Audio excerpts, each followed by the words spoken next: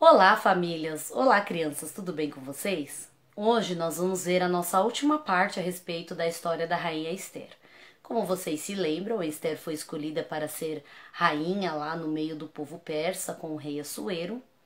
E o seu primo Mordecai, como tinha dito na última parte, ele foi reconhecido, né, pelo rei pelos feitos que ele fez, e o rei acabou colocando ele no lugar de Amã como um segundo homem mais importante.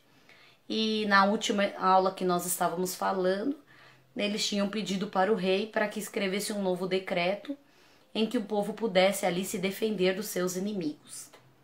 O decreto foi escrito e as pessoas puderam então comemorar que agora o povo judeu poderia se defender dos seus inimigos naquele dia em que foi instituído em que os inimigos poderiam matar todo o povo judeu. E o povo, os inimigos, né, dos judeus, poderiam ter ficado bem pensativos, né, diante de toda aquela situação. O que será que ia acontecer no dia lá em que foi o decreto que eles poderiam matar os judeus, e agora o decreto dizia que os judeus poderiam se defender. A Bíblia diz que o que aconteceu foi que o povo judeu, no dia 13 lá do mês que foi instituído para que eles pudessem se defender dos seus inimigos, as pessoas, os inimigos, né, ficaram amedrontados, e aconteceu que no dia da grande batalha em que o povo ia se defender, realmente o povo conseguiu se defender dos seus inimigos. A Bíblia diz que todos eles se defenderam, e no decreto dizia que eles poderiam se defender e tomar as posses dos seus inimigos.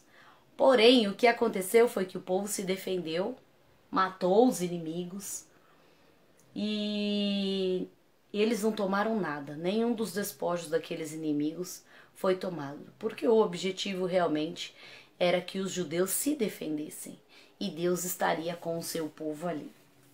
E naquele dia, quando eles estavam se defendendo, o rei chamou a rainha Esther e perguntou para ela, falou para ela: olha, eu fiquei sabendo que só aqui na cidadela de Suzã já foram mortos 500 homens.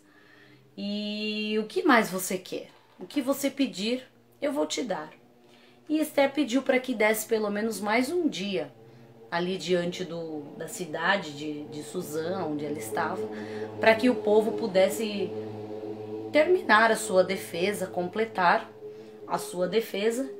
E como os filhos de Amã foram mortos também, os 10 filhos de Amã, perguntou então se poderia pendurá-los, os filhos de Amã ali na forca, os 10 filhos de Amã. E o rei então autorizou que Mordecai, que fosse escrito o decreto, né? Mordecai e Esther pudessem estar ali juntamente com o povo judeu se defendendo dos seus inimigos por mais um dia, pelo menos ali na cidadela de Suzã. A Bíblia diz que aqueles 2 dias o povo conseguiu se defender e foram mortos 75 mil inimigos dos judeus. Imagina, 75 mil pessoas morrendo, foi o que aconteceu ali. E o povo então pôde se alegrar, comemorar e festejar por tudo aquilo. Esther e Mordecai também conseguiram instituir, a partir daquele dia para o povo judeu, eles iriam comemorar. O dia seguinte foi o dia de comemoração. Eles puderam comemorar, se alegrar, todo o povo ali judeu que estava ali na Pérsia pôde comemorar tanto no dia 14 como no dia 15 daquele mês, a sua defesa dos seus inimigos. E aquele dia se tornou então o dia de Purim, que eles denominaram esse dia, o dia de Purim, que era o dia em que o povo comemorava a sua defesa dos seus inimigos. E a Bíblia diz que Mordecai, ele se tornou o segundo homem mais importante ali do reino persa, né? Juntamente com o rei Assuero ali, ele era o segundo homem mais importante. Olha o que diz a palavra de Deus que aconteceu com Mordecai. O judeu Mordecai foi o segundo depois do rei Assuero, e grande para com os judeus e estimado pela multidão de seus irmãos, tendo procurado o bem-estar do seu povo e trabalhado pela prosperidade de todo o povo de sua raça. Mordecai foi um homem muito importante ali, e ele marcou a história do povo judeu com o seu trabalho, com a sua fidelidade a Deus e juntamente com a rainha Esther, com tudo aquilo que eles puderam fazer. Agora imagina só, nós estamos aqui ouvindo essa história e podendo observar um pouquinho do que é a providência de Deus sobre a vida de uma pessoa, sobre a vida de um povo, de uma nação. Deus colocou a Esther para ser rainha no meio de um povo em que o seu povo estava ali numa situação difícil, né? Eles não eram escravos, mas eles moravam e habitavam ali naquela cidade. E Deus colocou a Esther para ser rainha ali, porque ele tinha um propósito de cuidar do seu povo, de cuidar dos judeus, como ele sempre prometeu na palavra de Deus. E ele permitiu que o seu primo Mordecai pudesse ouvir uma conspiração contra o rei, e essa conspiração fosse ouvida pelo rei, aceita, investigada, e depois disso,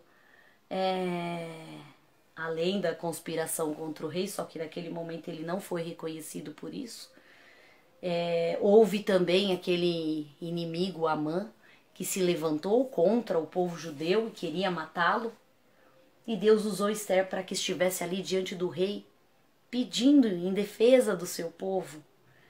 E ali o rei pôde descobrir também o que Amã tinha planejado, o que Mordecai fez. O rei até perdeu uma noite de sono, tentando entender as coisas que estavam acontecendo ali no seu reino, e descobriu que ninguém havia feito nada a favor de Mordecai, e ele mandou então exaltar o Mordecai pelo que ele havia feito, né? Fez uma homenagem a ele, e depois, por fim, descobriu, né, toda aquela conspiração contra o povo judeu, e que foi feito através de Amã, e Amã acabou se tornando seu inimigo, inimigo do rei, e Amã foi enforcado. E o povo judeu pôde se defender dos seus inimigos. Tudo isso estava dentro de um plano, de um propósito de Deus para aquele povo. E não é diferente conosco. Deus tem um propósito para a minha vida e para a sua vida.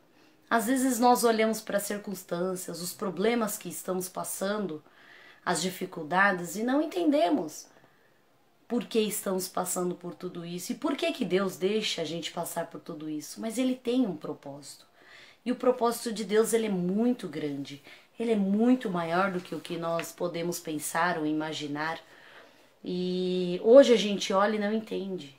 Mas um dos propósitos de Deus, que é um propósito muito grande, é que Ele quer que todos sejamos salvos. Todos aqueles que creem no Senhor Jesus sejam salvos e tenham a vida eterna e possam estar morando com Ele um dia lá no céu. E Ele promete a todos aqueles que têm o Senhor Jesus em suas vidas, mesmo passando por dificuldades, vão ter paz no coração, vão ter ânimo, vão ter forças para enfrentar as situações. Então, se você está passando por algum problema, alguma dificuldade, pensa. Hoje você pode não entender, mas Deus tem um propósito. E Deus quer o melhor para nós, assim como queria o melhor para o seu povo. Deus quer o melhor para a sua vida. Ele deu Jesus para morrer na cruz pelos seus pecados, pelos meus pecados, pelos nossos pecados. E a partir do momento que nós cremos e recebemos o Senhor Jesus no nosso coração, a nossa vida é diferente. Nós temos uma nova vida para passarmos aqui, enquanto vivermos aqui na terra, certos de que o Senhor está conosco sempre. É o que Ele nos promete na sua palavra, que Ele nunca vai nos abandonar, que Ele nunca vai nos deixar, que Ele estará conosco sempre. O propósito de Deus para as nossas vidas é cuidar de nós, é dar razão à nossa vida. Hoje você pode não entender o porquê de qualquer situação que você esteja passando, mas amanhã você vai ver. Confie no Senhor Jesus, entregue sua vida para Ele. Se você já tem o Senhor Jesus no seu coração, descanse no Pai. Confie a Ele os seus problemas, as suas dificuldades. E veja, assim como nós estamos aprendendo a palavra de Deus, Deus cuidou do seu povo no passado e Ele está cuidando de nós hoje. E Ele está cuidando de você. E Ele há de fazer o que for melhor, mesmo que aos nossos olhos pareça que não seja o melhor. Mas Deus quer cuidar de você, Ele quer cuidar da sua vida. Confie nele e creia que os propósitos de Deus são maiores e Ele está conosco sempre. Que Deus nos abençoe. Amém. João 16, 33. No mundo passais por aflições, mas tende bom ânimo. Bom ânimo. Eu venci o mundo. Amém.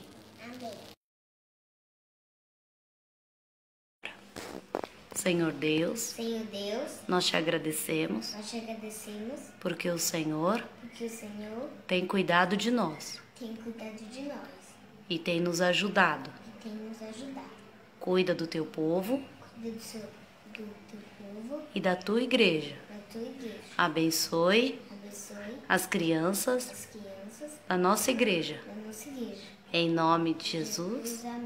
Amém. A alegria está no coração de quem já conhece a Jesus. A verdadeira paz só tem aquele que já conhece a Jesus. O sentimento mais precioso que vem do nosso Senhor é o amor que só tem quem já conhece a Jesus. Aleluia, amém. Posso pisar numa tropa e saltar as muralhas. Aleluia, aleluia. Posso pisar numa tropa e saltar as muralhas. Aleluia, aleluia. Cristo é a rocha da minha salvação. Com Ele não há mais condenação. Posso pisar numa tropa e saltar as muralhas. Aleluia, aleluia, aleluia,